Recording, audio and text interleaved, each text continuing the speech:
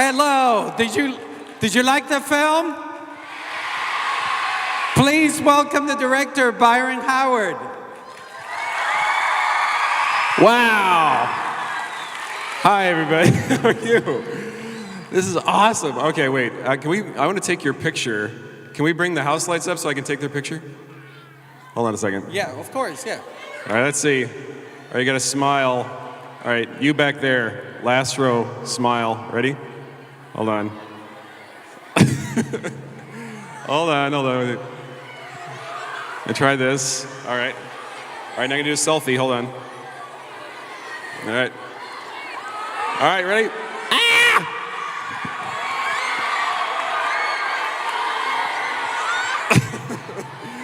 You look awesome. You weren't smiling back there. Okay, Byron. Hope School. Mr. Baker's fifth grade wants to know, what was your inspiration for the movie? Well, so I've been working for Disney Animation for about 25 years. So before your parents were born, I've been working for Disney Animation, and I've always loved Disney animated films, especially Disney animated animal films. Like, I grew up on films like The Jungle Book and Robin Hood. You know Robin Hood? Anyone know Robin Hood? Yeah. So that was always one of my favorites. And so about 5 years ago, I directed another movie called Tangled. And did you see Tangled? That's good. Okay, good. That's good too. But I talked to John Lasseter, my boss, and I said, John, we should do another animal film where they're talking. And he said, I will support any movie that features animals running around in tiny clothes. So he thought that was a great idea. So we said, okay, we're going to do this, but we're going to make an animal movie like no one's ever seen before. And he had us do about an entire year of research, including sending us all the way to Kenya, Africa. So they sent us all the way to Kenya, Africa, where we wandered around the savannah, and where there were lions there were gazelle and zebra. It was amazing. So that was the initial inspiration for the film. Actually, Sophia from Roosevelt School, Mrs. Barr's class, has a follow-up question. When your team went to different places to do your research, what was the most exciting place and why? Well, I guess I would have to say the most exciting place we got to go was Africa, because they flew about 14 of us, animators and art directors, and even the head of Look, a woman named Michelle Robinson, who was in charge of putting the fur on every single animal that you see in Zootopia. They're all mammals in Zootopia, so everybody's got fur. And there were rabbits and zebra and lions, and all the fur is different, so we got very close to the animals. We also had our cinematographer with us, who is our director of photography. His name is Nathan Warner, and we found out that Nathan is actually delicious, because every animal in Africa bit Nathan.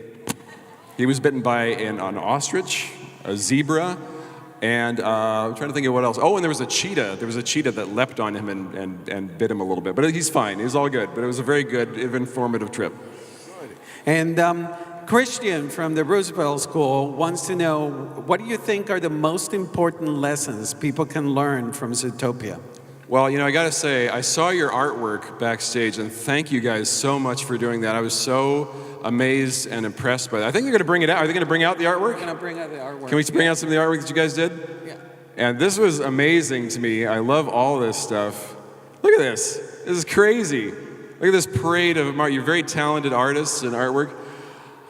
I love that one of the young women on this one, there's one here that says, I believe I can be an immunologist, which is it's a very specific doctor, which is great.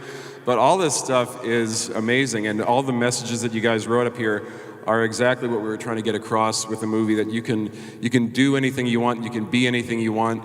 The fact that when you treat other people with respect, despite where they're from or what they look like, and not judge people for these fears that people have, I think that's awesome. And if you're okay with it, only if you're okay with it, I'd like to take these with me back up to Burbank to show the 1,000 people who worked on this movie how amazing you guys are. Would you guys be okay with that? Because that would be incredible. So you guys were I love seeing all of this, and the fact that you guys are so smart, talented, thoughtful. I love that on that sheet where you're telling me like what you want to be, that nobody's the same. Everyone wants to be something different, and it doesn't matter who you are. So I think that's just terrific. So I'm so proud of you guys. So thanks for being awesome. You're awesome.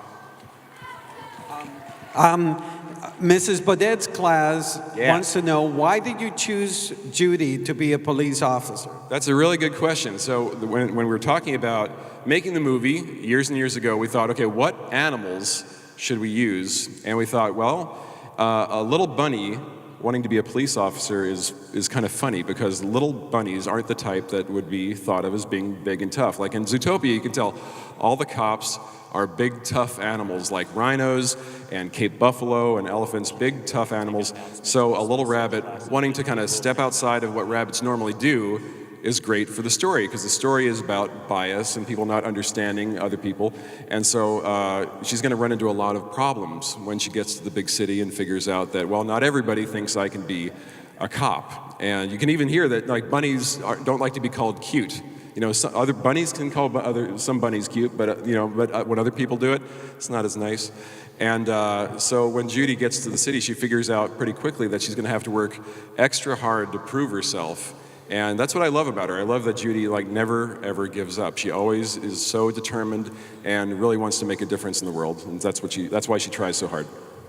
And again, also from Mrs. Baudet's class, they want to know about Nick.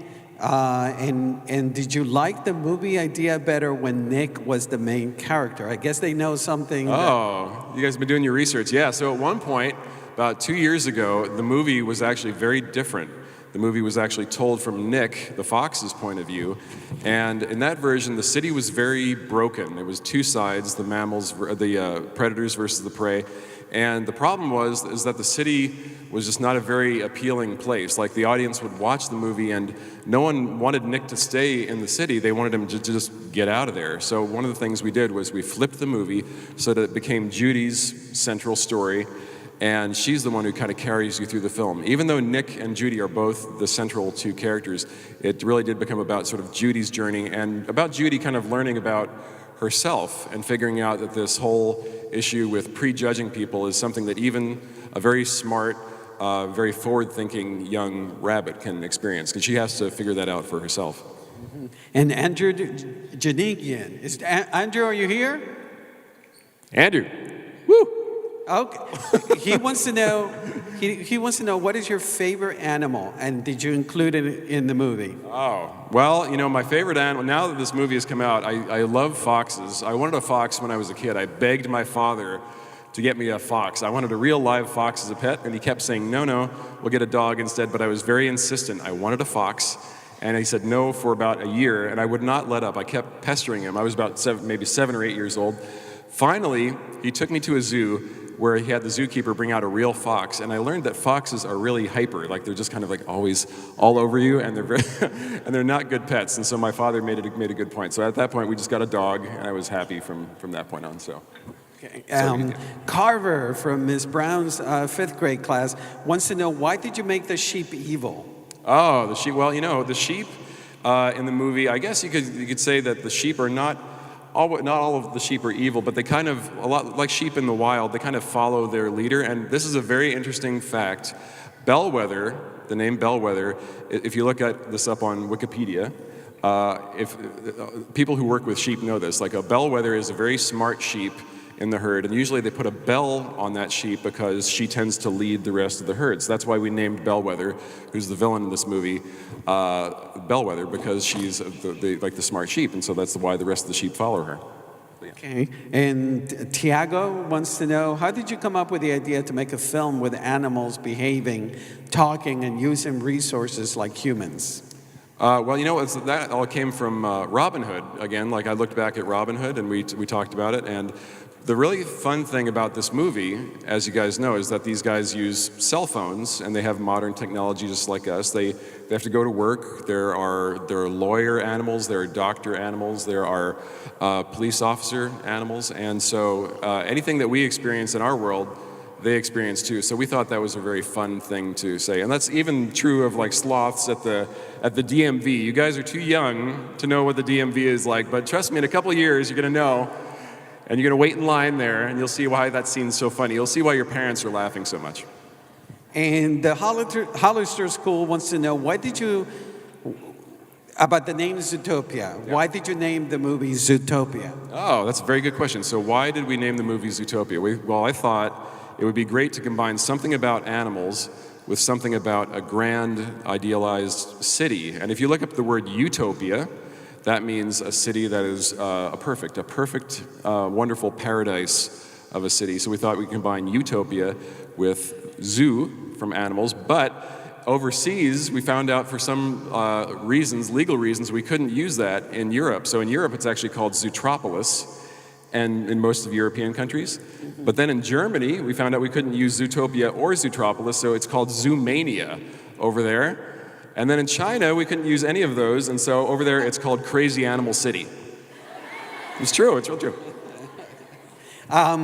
Hope School wants to know, does the movie reflect any parts of your personal life? I think so. I think I relate a lot to both Judi and Nick, but a lot, really, honestly, a lot to Judi, because even thinking about what I wanted to do 25 years ago, I really wanted to be a Disney animator more than anything in the whole world. And I moved all the way from Washington State, where I was going to school, down to Florida, where they were building a new animation studio. And I thought, oh, I'll just get right in. I thought I was very talented, and I did a lot of drawings, and I thought, I'll just get right in. And it actually took me almost 2 years to get into Disney animation, and I got rejected 5 times. So I kept applying. They kept saying no, no, no, over and over again. But just like Judi, I think I stuck with it, and finally, I think I wore them down. So they finally let me in, and I think that's something that I really take to heart. Is like, no matter, if you really care about something, dedicate yourself to it. If it's something you love, just stick to it, and ask for help. I asked for help, and a lot of people helped me with my drawings. They helped me with putting portfolios together, and even now, like, I work with great people. Ron and John, who directed Moana and The Little Mermaid and Aladdin. They're directors who I work with, and I admire these guys. Jennifer Lee, who directed Frozen with Chris Buck. Jennifer helped us on Zootopia. So we're a big team at Disney. We all help each other, and even if it's not our own film, we pitch in to help each other finish our films and make them better. And Christian wants to know. Hi, Christian. How is it different? I'm sorry, it was actually Katie. Hi, Katie, not Christian. Like, it's Katie's question. How is directing an animated movie different from directing a regular movie? That's a good question. So directing an animated movie, the reason I love it is because I get to be a part of every little bit of the film from the very beginning, when it's just this little teeny idea, just the first little idea on a blank sheet of paper, all the way through to moments like this, like a year after the film has come out, and I get to share it with you guys. And we've gotten to go around the world. We've gotten to go to Asia and South America and Africa and just show this film to millions and millions of people. And I'm constantly in awe of the people I work with. We work with the best artists, the best screenwriters, great voice talent like Jason Bateman, Jennifer Goodwin, Idris Elba, Octavia Spencer, all these great people. And throughout that whole process, I get to be part of that. I get to be kind of a fly on the wall and kind of really interact with these people as we go. And I learn a ton every time we do a new movie. Like, I learned a ton about fairy tales on Tangled. I learned a ton. When I worked on a film called Mulan, I learned a ton about China on Mulan. I worked on Lilo and Stitch years ago. I learned a ton about Hawaii. Yeah, Lilo, yeah, that's great. So every time, it's like going to school for a couple years, and so now I know a ton about animals. So anything you want to know about animals, I can answer that for you. So just write in, and I'll tell you.